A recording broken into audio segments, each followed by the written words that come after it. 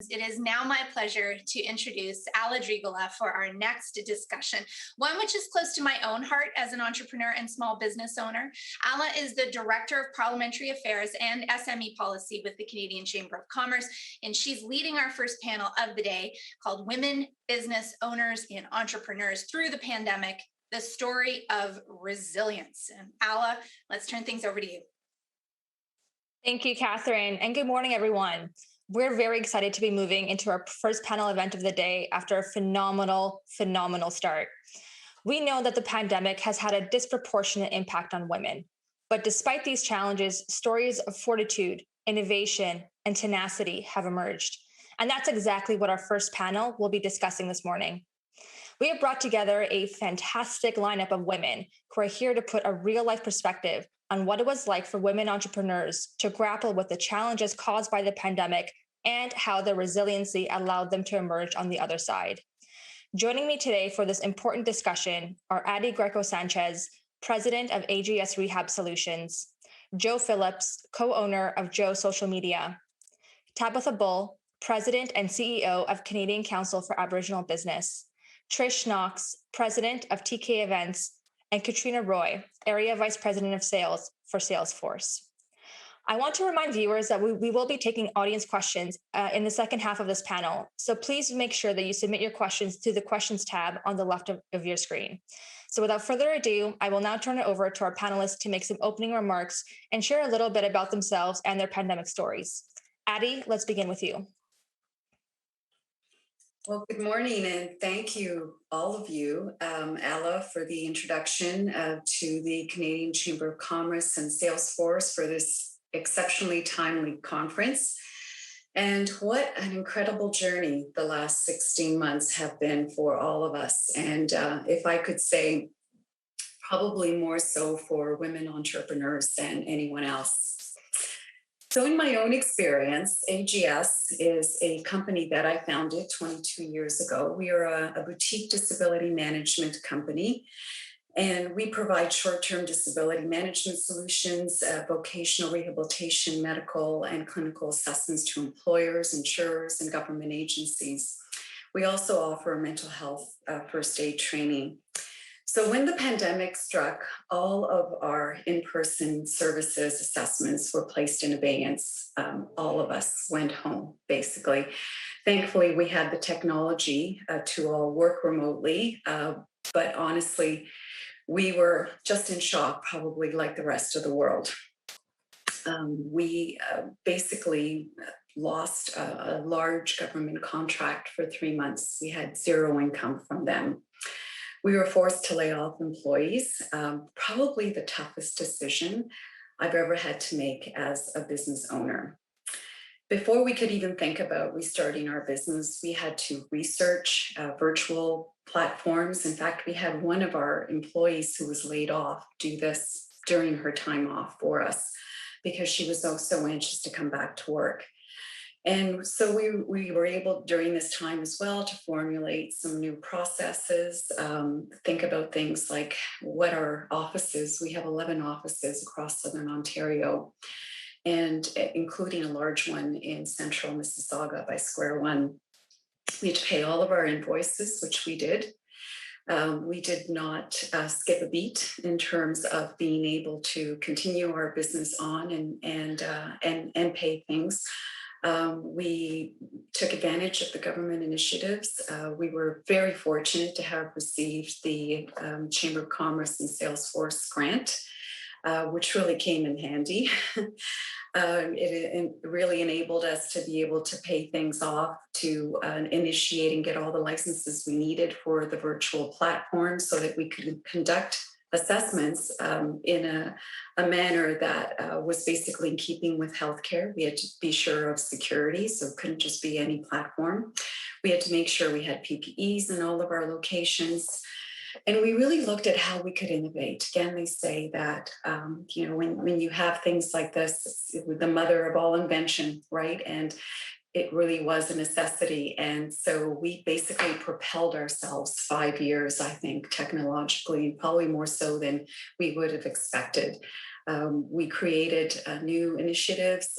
We came up with a face mask accommodation to determine whether or not an employee was exempt from wearing a mask in the workplace based on medical evidence. And we just kept looking at ways to reinvent ourselves so that we could continue to be relevant to our customers. We've learned so much from this pandemic. We've stretched limits in ways that, honestly, as a business owner, I did not think was possible. But I'm so happy that we're here on the other side, and that, again, we're in a place now where we're thinking, it's been really great to be working remotely. What's the future going to look like? So we're looking at our restart plan and whether or not we're going to be going back to the office in full, or perhaps some hybrid model. Thank you. Very fantastic to hear how you overcame those challenges, especially as a business operating in the health space, which we know has been so important over the last few months. Next, let's turn it over to Joe. Good morning. I'm Joe Phillips. I am COO and co-founder of Joe's Social Media. I'm coming to you from Treaty 6 territory. I am in social media, so I'm going to encourage you to move your action away from social media and toward listening, accountability, and action in real life. So I just want to say that. Our travels through this pandemic, I'm only going to focus on the first 3 months. So my partner and I started Joe's Social Media back in 2012. In 2016, we started speaking in schools, talking and listening to kids about the opportunity they see with digital, how they're using social media, and where parents and adults are kind of getting it wrong as far as how they're using it. In late 2019, we decided we were going to open a place called the Joe Youth Creative. And this was meant to give every kid digital opportunity, regardless of their economic circumstances or where they live or anything like that. So what we did was we invested, it was about $60,000 that we were like, okay, here we go. We're going to do this. We invested it into a new space. We started the renovations. Our opening date for the Joe Youth Creative was April 1st. We didn't open. The pandemic in Alberta really started on March 13th. On March 15th, we went to our team. We have a sizable team. And we said, we don't know what's going on, but we're going to let you know we have 2 commitments. Our first commitment is to keep everybody working. And our second commitment is to keep our clients afloat. We're not going to let anyone fall if we can help it. So our team came together with us. The next thing we did was we reached out to them and we said, who has 2 incomes in your home? Is there anyone who's willing to work on delayed payment if necessary? And our team, again, really came together on that. They were honest, and it helped us build a better plan. And then we reached out to our clients and we said, there has never been a time where digital is more important than now. And we are not going to let you fall. If you can't pay us, that's okay. We're not going to cut your contract. We're going to be there for you. And I'm really proud to say that today, not a single client went out of business. Not only did we help keep them afloat, but we also reached out to our team and we said, everybody's going to need digital. Who's willing to volunteer for those who can't afford us? And we leaned in and we helped every single business in our area that reached out to us and said, we don't know, we can't do, help us. And our team just really came together and really helped build all of these social elements for businesses to stay in business. It was our commitment. I'm also really excited to say that we didn't lay off anyone. We were able to keep everybody on. What did we do? We sat and we waited. I watched Prime Minister Trudeau come out that door every single day, sitting in a hoodie, waiting every day. It didn't take long for me to understand that the government was there and was going to help us. Every day there was a little bit more. And so it really gave me some comfort in knowing that whatever we built was going to change the next day, but there would still be resources to help us with whatever changed. we had another complication. So we ended up having to move into our new building on April 1st, no matter what. Our renovation company wasn't really willing to to delay payment on the invoice. So we had to pay the invoice. It put us in a really, really difficult financial situation. And that's where the Salesforce Canada Chamber grant came in for us. It allowed us to open the Joe Youth Creative when restrictions were lifted. My partner got sick. He was in the emergency room 11 times through April and May, and eventually ended up hospitalized. So that is the CEO of our organization is not there to help us through the pandemic. Not only that, but his entire job has to be spread out amongst a whole bunch of people. So again, this isn't going to be a surprise to you. We went to our team. And I just really want to emphasize how important that is to us, that we had a team that was really committed to us as much as we were committed to them. I made a list of everybody on our team and all of their families so that we knew that every decision we were making not just impacted us, but the number of people, the decisions we were making were going to impact. And so it really helped guide us better than any operations or any systems that we possibly could have put into place at the time. And that's coming from me, who loves systems. So that was our first 3 months. So it wasn't even until September that we actually looked at changing business operations, expanding products, pivoting, doing all of those things. We were just in survival mode, and we did. And it was very much in part to the government and the chamber advocacy and the grant that we received.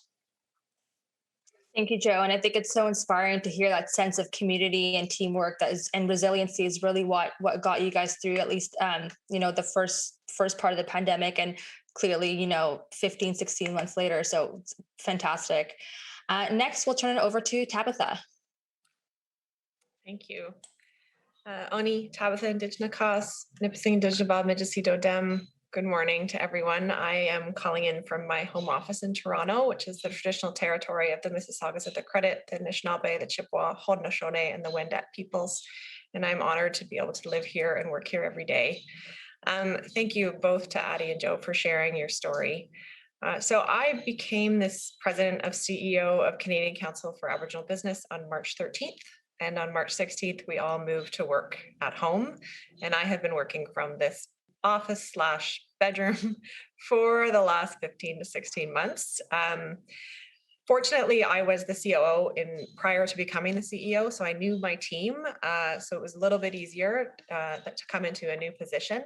But definitely the first 90-day plan that I had as CEO quickly went out the window when we all were working from home. And also our focus was really changing as a business association. So we are a membership business association with Indigenous and non-Indigenous businesses. But when the pandemic hit, we quickly turned our priorities to how we could help support our members, not unlike the Canadian Chamber, and how we could support Indigenous business, how we could ensure that the government programs were rolled out, ensured that they were eligible. So a number of Indigenous businesses initially were not eligible for those programs, just based on their way that their businesses were structured or based on tax rules under the Indian Act. So our focus really turned to a lot of advocacy work in that space. And then also just trying to get all of that information into our businesses' hands.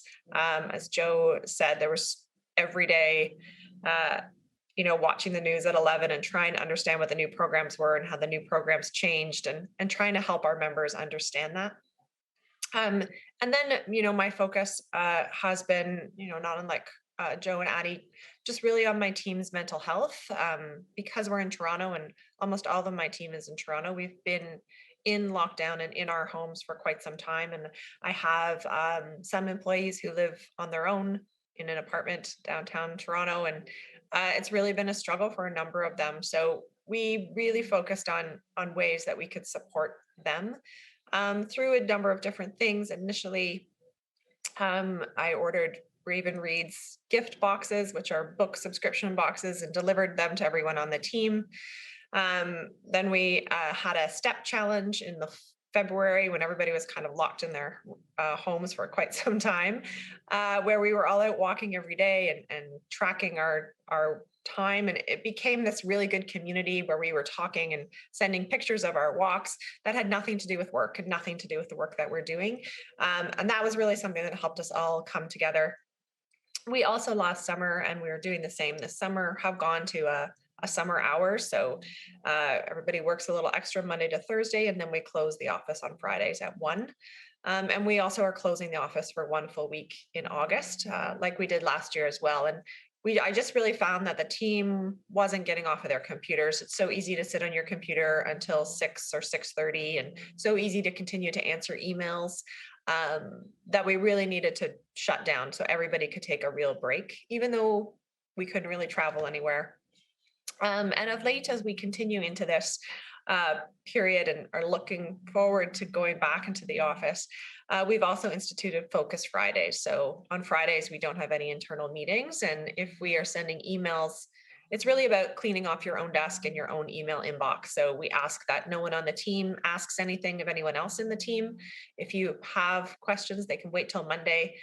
The idea there is that people can then head into the weekend knowing that their desks are cleaned off, not having that Sunday scaries about going back to this huge mountain of work and questions that people have asked. And that's kind of a new thing that we've just started, but people have really said that it's really helped them. And then again, similar, Joe, I love your comment about thinking about the family. So when the kids went back to work at home, we sent care packages to all of the staff's children with, depending on their age, crayons or fun school supplies, or if they were a little bit older, things for their desk at home, and just to really recognize that it's been a toll, specifically on parents and on caregivers, and to really try to help support the team. And I can't say enough about how our team has really just gone through this last 15 months and really committed. And I think, part of that we see as a not-for-profit and working to support Indigenous business, that everybody is so committed to the work that we're doing. I wouldn't have been able to do what we've done without them. We've also grown our team by 10 people over the last 15 months, which is quite exceptional and difficult to onboard and keep the culture of the organization and keep everybody getting to know each other when you never really get the chance to meet in person. So trying to come together and help new people feel like they're part of the family has been a big focus of ours as well. And we've also done some studies specifically on businesses and our members on how they've reacted to COVID, and some specific gender studies on women-owned businesses, but I'll speak to that when we get to the question. So thanks very much. I'm really honored to be here. Miigwech. Thank you, Tabitha. We look forward to delving into those figures a little bit more, but I think it's really, really great to hear how your focus was on the mental health of your employees and you're able to grow your business and finding those new ways of working to make your team more productive. I think that's something that we're going to see a lot more post-pandemic with businesses as well. So can't wait to get into the discussion a little bit more about that. Next up, we will have Trish. Great. Well, hi, everybody, and thanks so much for having me. I'm actually in awe of all the other business owners on the panel and how we all managed to survive, but also thrive this year. I think we all know the events industry was decimated with the pandemic. I own an event company based out of Oakville, just outside of Toronto. And I don't think any of us thought it would last this long. We all thought we were going to be a few months. I think we could probably all say how naive we were in those first days. But soon it became apparent this was going to affect us for the fall and even into the next year. And everything was being canceled. Even events that we initially thought in our so optimistic first days would carry on. It was like this landslide of a catastrophe. So I became focused on delivering virtual event options to our clients. And what really became evident very quickly was that the whole world was in line for very few companies. And there were gaps, we thought, in what was being offered that we thought was needed to be part of an event experience virtually.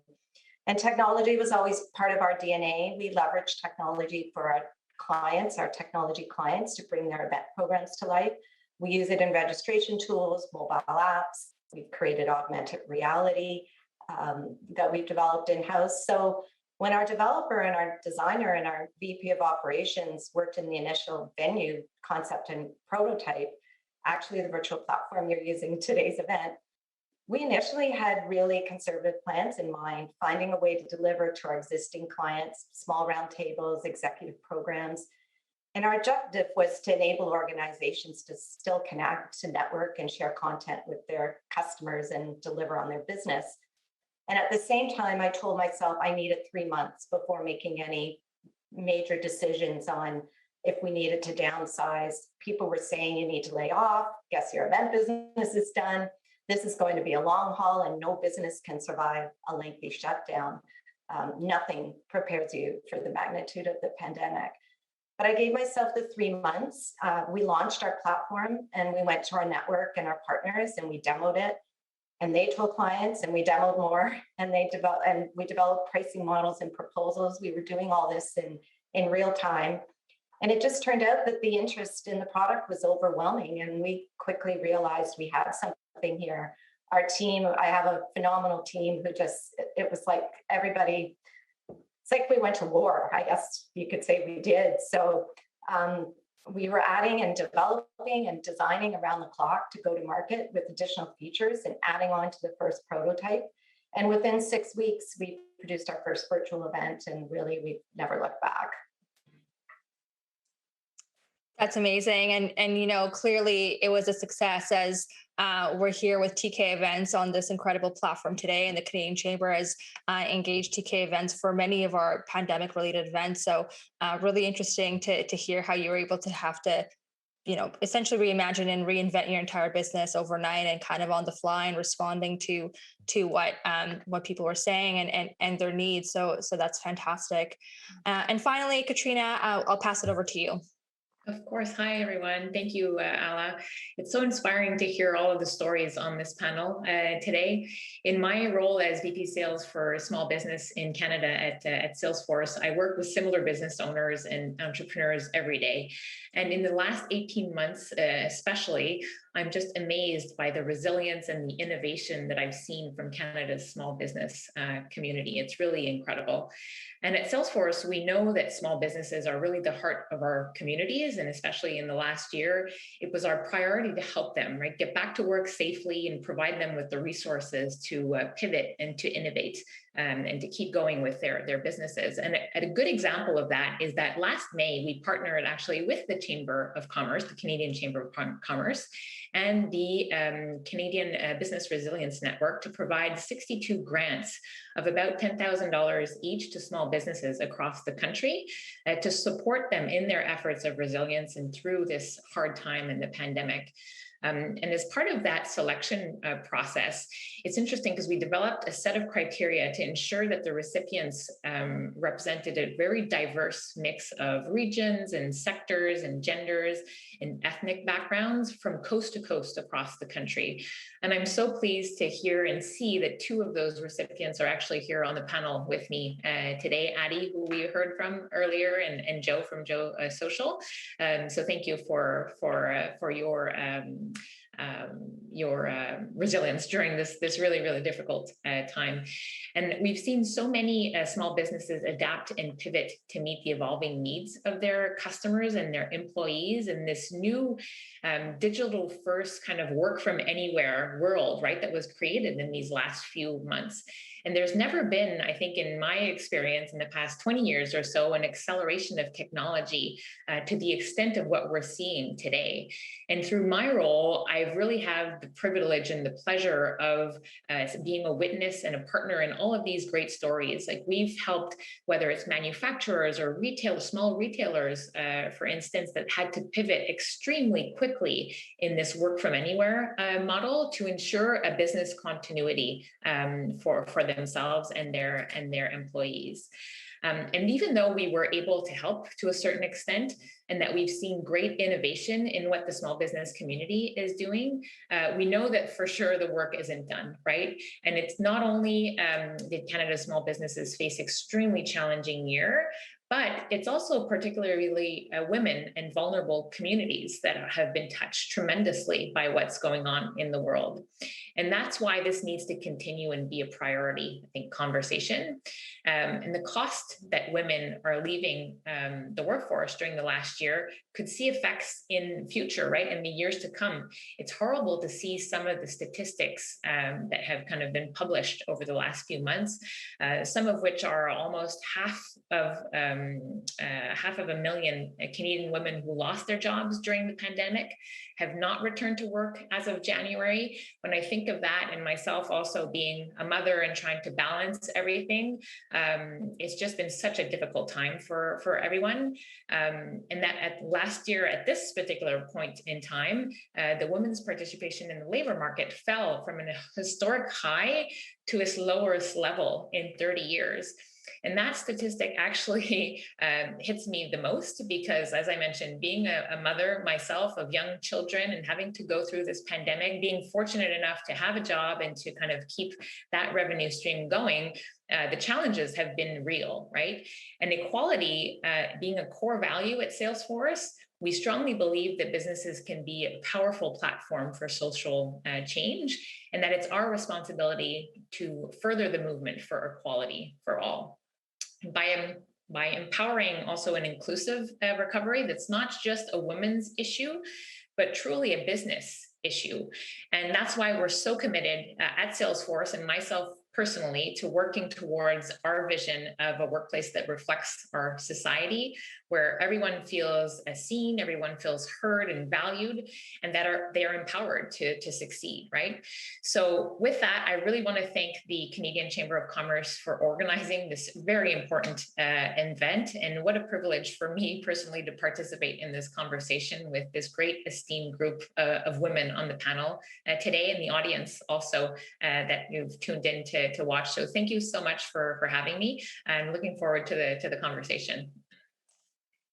Thank you so much, Katrina. And, kudos to Salesforce for helping make this event possible today. And it's been such a great partnership for the Canadian Chamber and Salesforce, including during the pandemic, where we are able to roll out that small business relief fund that, as you mentioned, we're able to help small businesses in some of the ways that you were mentioning there. Moving into discussion, I wanted to kind of ask a two-part question. One of the pieces I heard there, a common theme throughout all of your opening remarks, was that many of you had to rebuild or reinvent your businesses or the way that you support your members or clients kind of on the fly in the early days of the pandemic. I want to hear about what that was like and how you're doing today. But at the same time, I know a lot of you spoke about the financial supports that were available, whether through government or through private options like the Salesforce and Canadian Chamber grant, and whether you took advantage of those and how that enabled you to pivot and rebuild and survive and be resilient to where you are today. So I know that's a lot there, but Joe, maybe let's start with you on that two-pronged question. Okay, how did we change and did we take advantage of supports? I feel a little bit responsible for the pandemic because I went to my business partner in December and said, you know what, we're going to be debt-free by June. It was like, no, it was not to be. So did we take advantage? Did we access supports? Absolutely we did. And we were very, very grateful for how easy it was. The reduction of friction to get us access to those supports was so important because we were on overload. The whole thing was so overwhelming because you had to make a decision. The decision you made in the morning didn't apply in the afternoon. We couldn't make solid decisions about what we were going to offer for products. We just knew what we couldn't offer. And so it was really, we banned the word pivot because we're so tired of it, but it was really a point in time where we had to listen so carefully and really pay attention to what was happening in business, have conversations, and then really pay attention to what our team was saying as well. So we did develop a lot of new products. We did change how we did things. Katrina, you were talking about, or no, Tabitha, you were talking about onboarding. We brought on a lot of staff as well. it's so different when you have to do it online. With the time management. So there was a lot of stuff, not just outward facing as far as what we were offering, but there are so many things we had to do internally to make sure that our staff and leadership could make it through this part while still managing the mental health needs of their families, the childcare needs, schools closed, schools open, schools closed, schools open. You know, the impact on women in the workforce. I could go on all day, which maybe I will. But yeah, we had to do a lot of different things, and then we settled into it. Once we got into the fall and we knew that this wasn't going away, then we quit trying to adapt and we leaned into what we had learned and started to build off of that and just really settled into what the new vision of our business was going to be.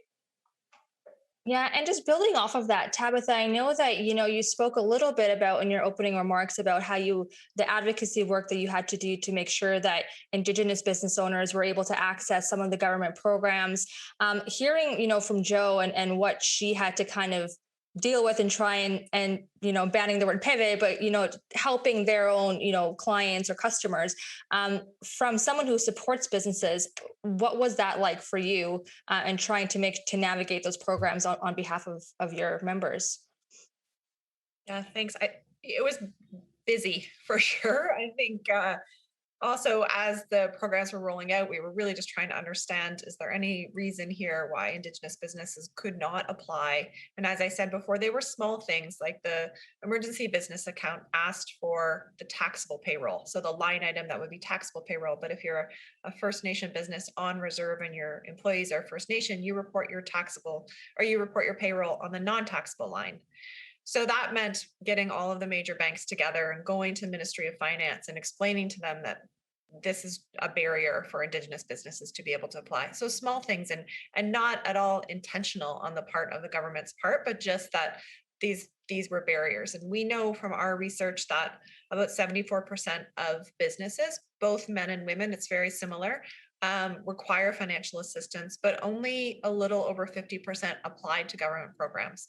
So we see that as a real barrier and something we need to consider and continue to work on with government and ourselves is why are those barriers?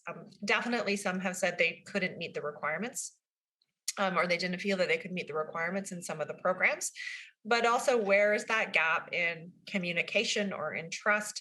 And another barrier is that some Indigenous businesses on reserve, and I know this is similar for small businesses as well, might not have a CRA number. So they can apply to a number of the different programs that are out there.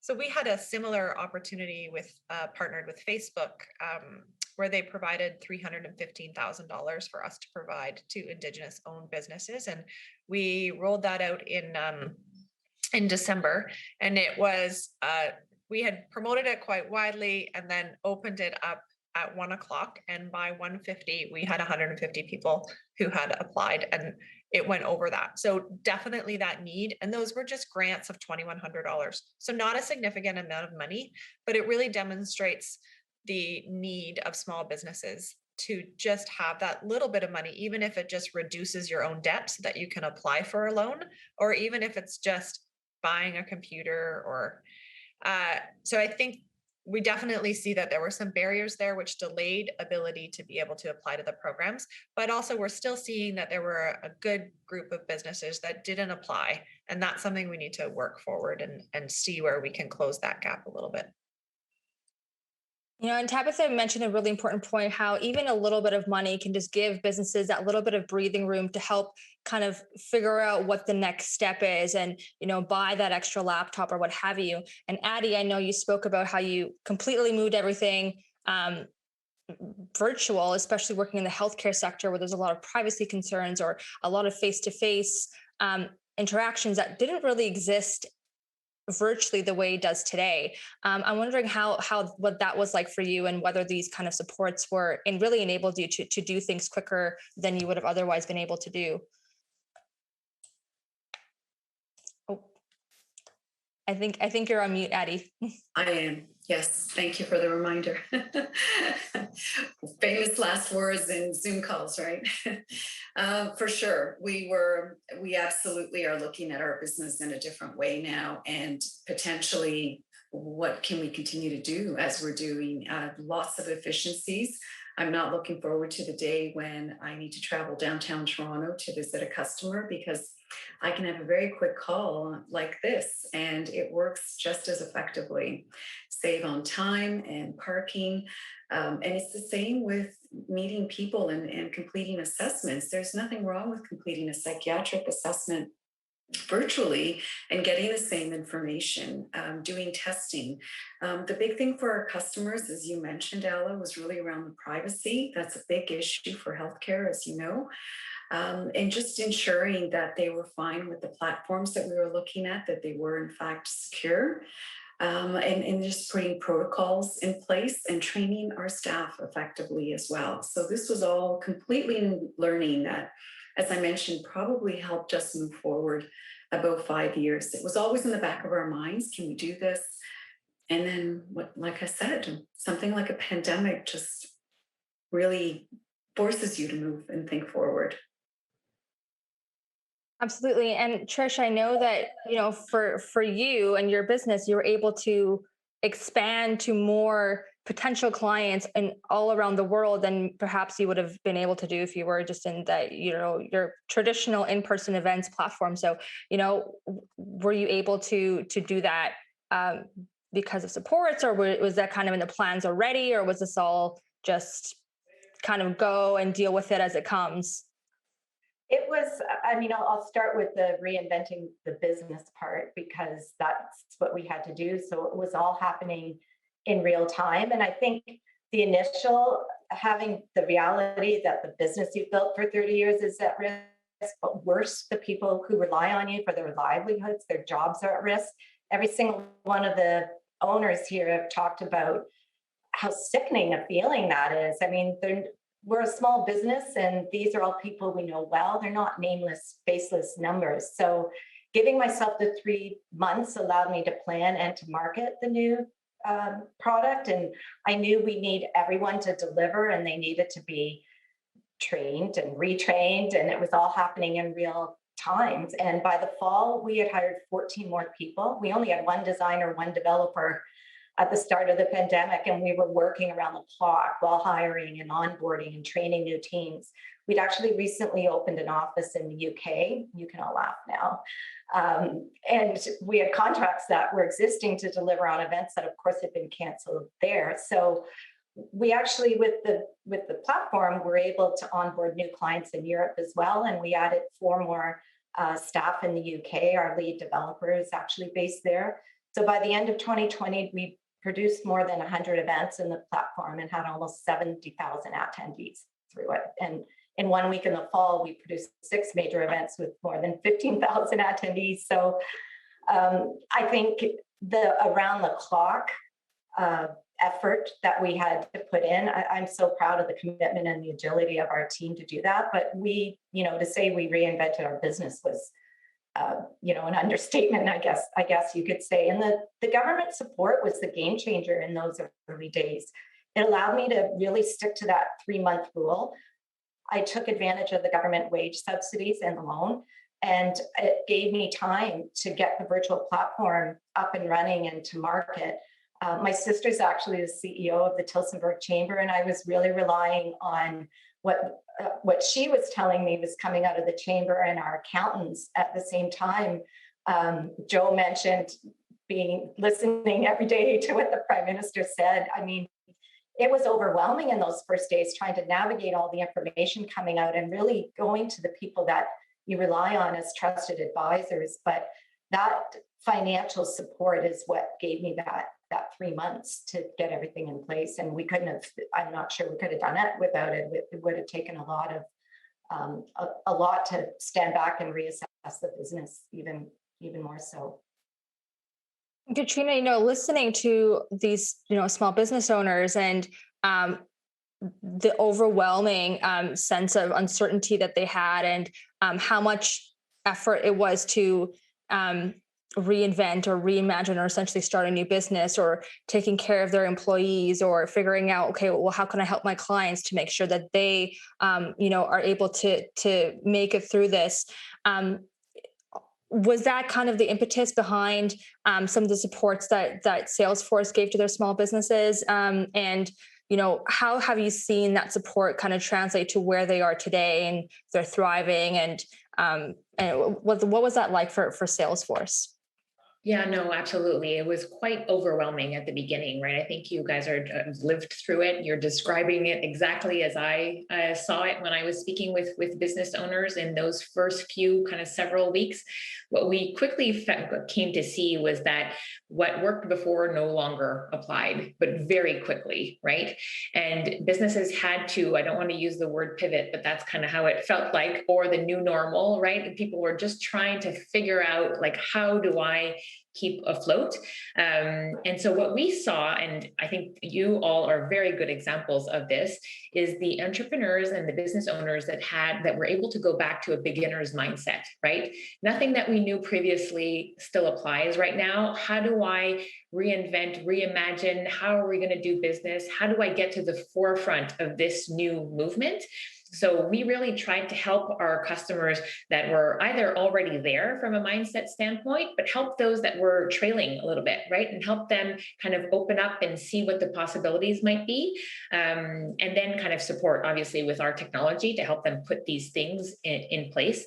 But it was really interesting to see, I mentioned previously, some manufacturers, right? Where sometimes in that space, you're not necessarily prone to having to work from anywhere, right? You have to go into the office and touch kind of the equipment and all that stuff. But was trying to figure out, how can we help them adapt quickly to that demand change, and what their customers, also the expectations that their customers had of them, were changing quite quickly. So it was really interesting to partner with everyone. And I think you've just, it's just amazing to see how you all have really were able to kind of use that beginner's mindset right from the start. And it's attributed to how you are thriving at this point in time, 16 months or 18 months into this whole new normal that we're seeing. Yeah, absolutely. And I know Addie even talked about, already starting to look at the restart plans and figuring out how we're going to go back to work. And I know we're starting to near the end of our session. There's a lot of audience questions coming in. So I want to make sure we have some time for questions from the audience. So I'm going to ask one final question for all of you before we move to the audience questions. And, as entrepreneurs, what is that one piece of advice you would like to impart on women in the workforce, including the ones who are watching here today, whether they're entrepreneurs or they're young women just starting out in their careers? Let's start with Katrina.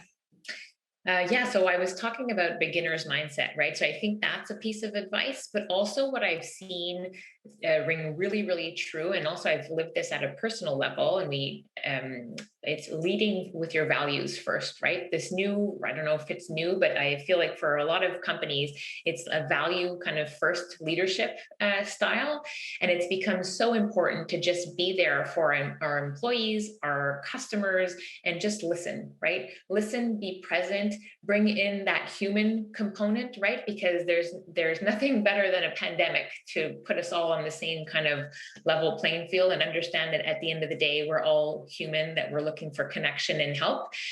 So the advice that I can give is to, yes, keep that beginner's mindset, but make sure that we're leading with our values first. And at Salesforce, that's what we really kind of put forward in all our teams across the world. Fantastic. Next, I'll pass it over to Trish to give your one piece of advice. Oh, wow. Where do I start? I think don't be afraid to try new things. I know I come from a place of privilege that I could take a chance on a new business, but you don't know until you try. You've got to put the worst case scenario in place that you might have to face, and understand what you would do if the what if happened. Understand it's a business you run. I didn't have a business degree, but I taught myself, and you need to know the numbers. I think I learned our accounting software. I did the books. I created the invoices. When I realized I couldn't track our projections properly against our programs, I had our accountants help me develop a projections document that I still use to track our targets and our revenues and our costs, so that I can look out 6 months and a year ahead. And because when you're running your business day to day, you sometimes lose sight of what's coming up and how that might look 6 months to a year from now. And you need to plan for that. So don't get too caught in the day-to-day that you stop, you know, you lose sight of the future. The support system and a partner who's all in with you, it takes over your life. I think everybody on the panel would say that the business is their whole life kind of thing. So your partner, your family, surrounding yourself with entrepreneurial minded and savvy people who you can rely on, and then trust your instincts. I know it sounds cliche, but if there's one thing I've learned, to listen to the little voice in your head, because it's usually right. Absolutely, that's definitely something that I think we can all agree on. Next, we'll turn it over to Tabitha.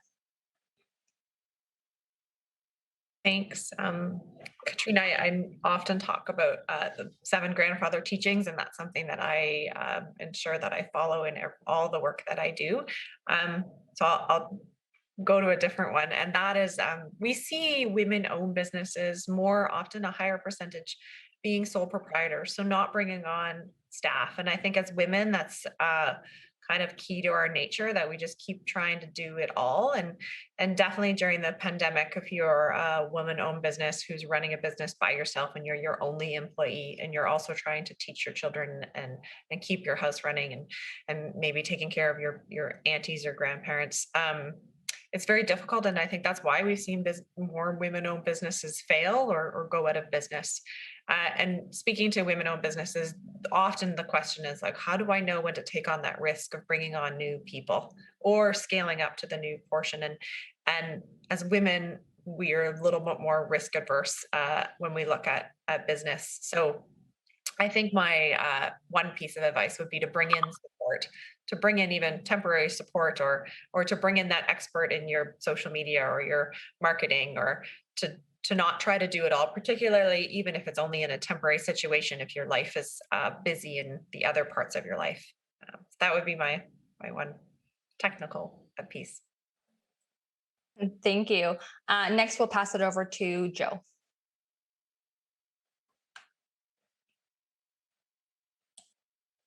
The reason that we're all here is because women came before us and fought hard fights. And we're in a place right now where we can create change. We don't have to go back to the way it was. We're in a place where if we speak up, if we push for what we need as women in the workforce, access to childcare, solid school planning, an understanding of the emotional load that we carry, the things that we need in the workforce in order to participate fully, this is the time for us to make that change. It's not very often that this comes along. We need to be grateful, and we need to learn from the women that came before us. And we have to be aware there are going to be women after us. And the things we do right now will impact the path they have.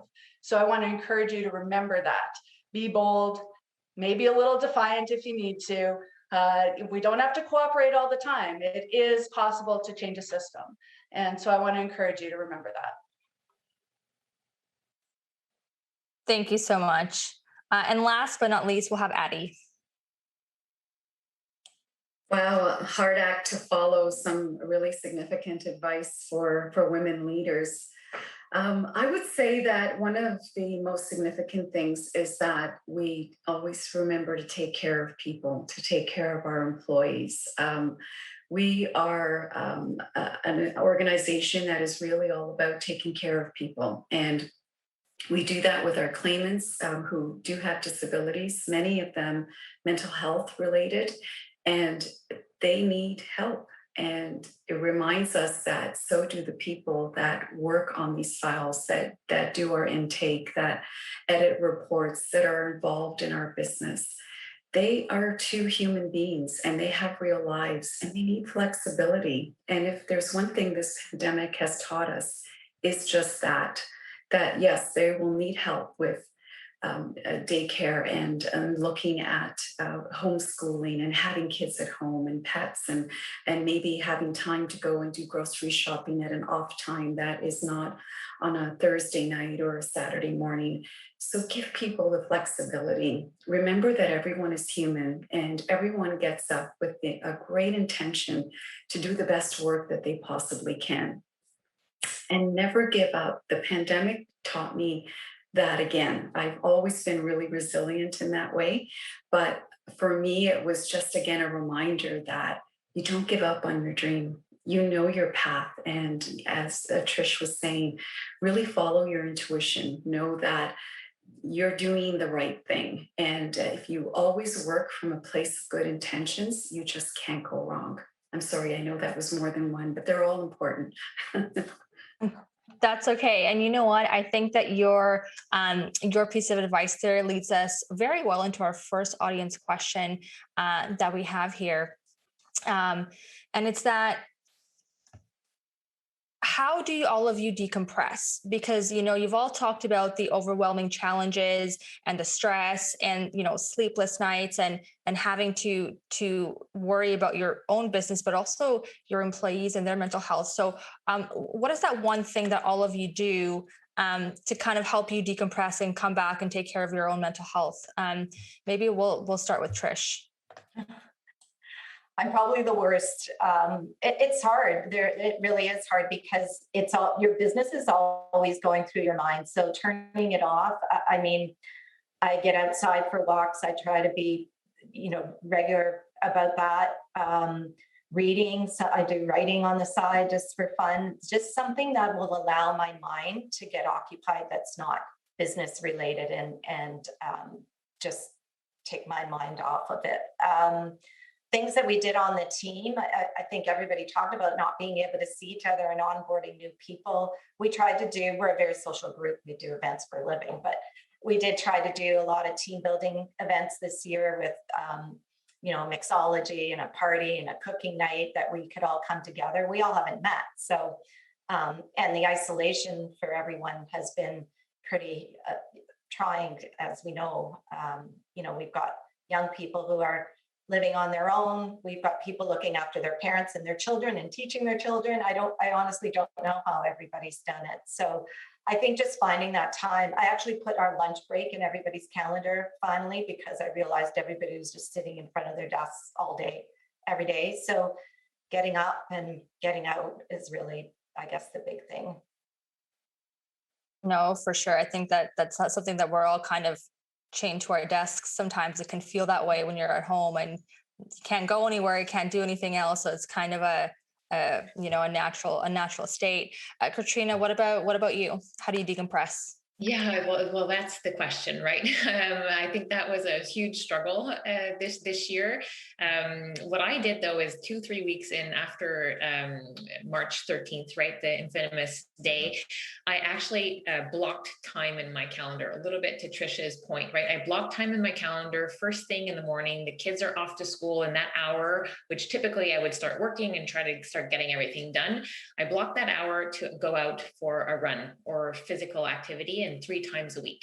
And I made it clear and open to my team. And I encouraged them to do the same, to find the activity that they were able to kind of find some release and some well-being in. And to not, the challenge for myself was to not block over or book over that time. But by encouraging my team to do the same and to kind of make that like a public statement gave me the support that I needed in order to keep that.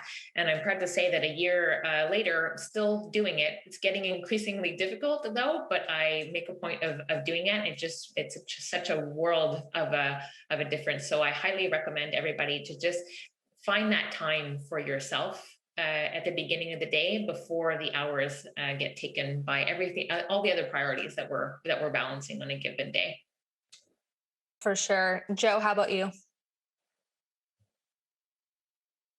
There's that statement that you should never ask your team to do something you're not willing to do yourself. And so when you're telling your team, make sure you turn off your phone, make sure that you protect your time, make sure that you set office hours. If you're not doing it, they're not going to do it. And so I've set up a pattern of expectation of when I'm available and then really stuck with it. I do have office hours. I do have times I answer emails. I have set up expectations around that.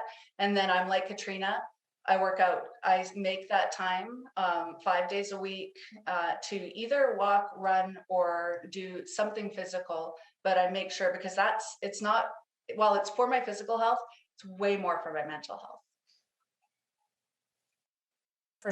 For sure, mental health is crucial for our own wellness, but also for the success of our business as well. Addie, how about you?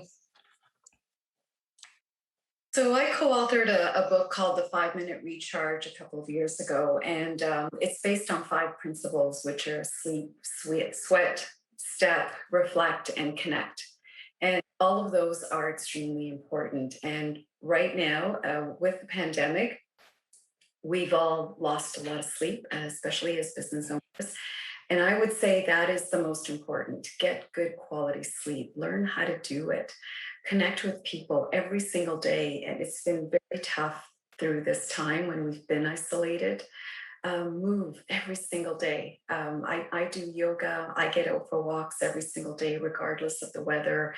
I work out in my basement. I do whatever I can because, and it's for my mental health. It's not just physical health, has been stated. Just continuous movement, and again, encouraging people, like you say, you're the leader. If you do and you practice these things, then people will follow. I think that getting out, I was just going to say, it also, I find when I do get out and I get outside and do the walks, it's actually helping you sleep better too. So it all kind of correlates to each other. It's all connected. For sure. And I think for you, all you small business owners, I think getting enough sleep is crucial, especially during this stressful time. And I'll give the final word to Tabitha here. Thanks. Thank you to everyone for sharing. For me too, it's about getting outside. I don't think I ever really decompress unless I go home to my territory, and that's been hard without being able to do that for the last little while. So just trying to get outside here in the city into a place of nature where I'm not surrounded by concrete has definitely been helpful.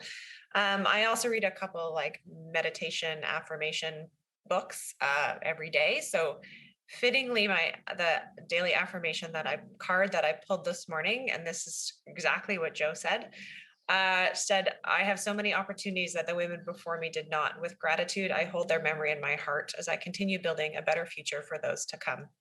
And I pulled that randomly out of the pack of cards this morning, and I think that is so fitting. So I really try to get outside and get away, but it is hard to not think about work even when you're outside. So I often listen to a comedy podcast or something that's going to make me laugh, because that always makes me feel a little bit more re-energized. No, and I think it's just so important for us to highlight all these different ways that all of you take some me time, because I think that there's no standard correct way to do it. I think it's about finding what works for you and what's going to help you feel your best and succeed the most in whether it's your business life or personal life. So I think it's just really important for all of us to hear from all of you.